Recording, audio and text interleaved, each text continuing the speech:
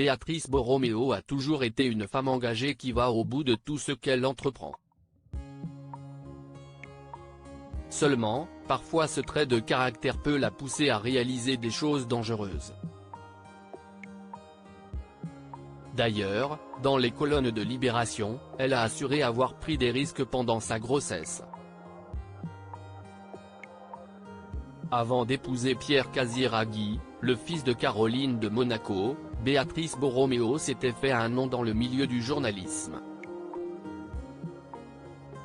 Métier qu'elle a dû arrêter en intégrant la famille princière. Pour des raisons évidentes de conflit d'intérêts, je ne pouvais pas faire ce métier ici, a-t-elle ainsi déclaré dans les colonnes de Libération, mardi 26 septembre 2023. Mais en arrêtant sa profession, elle n'a pas fait que des heureux. Son ancien rédacteur en chef s'est d'ailleurs souvenu qu'elle était très compétente dans son domaine. Le lendemain de ses somptueuses noces, elle avait d'ailleurs bouclé un de ses derniers papiers sur un coin d'une table du Yacht Club de Monaco qui accueillait ses invités. Une interview d'une procureure anti-Maria. Excellente, a ainsi rappelé Marco Travaglio. Imprégnée par la soif de transmettre l'information au plus grand nombre, elle décide de devenir productrice de sa propre société une fois mariée.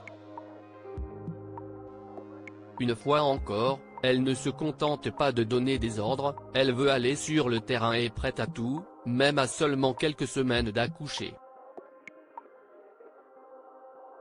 Alors qu'elle était enceinte de 7 mois, pour le besoin d'un de ses reportages, elle s'était rendue à Naples pour interviewer la victime d'un viol d'un chef mafieux local. Béatrice Borromeo a décidé de ne plus prendre de risques depuis qu'elle est maman seulement, sa témoin avait peur des représailles et était donc cachée dans un endroit tenu secret et difficile d'accès. Lors de cet entretien, Béatrice Borromeo avait elle aussi pris peur.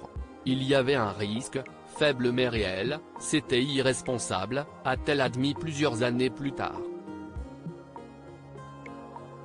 Aujourd'hui mère de 2 enfants, elle a décidé de mettre un terme à ses enquêtes sur la mafia.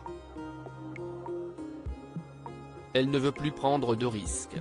Toujours passionnée par le journaliste, elle prépare par contre un documentaire historique sur la prise du Rocher au XIIIe siècle par les Grimaldi.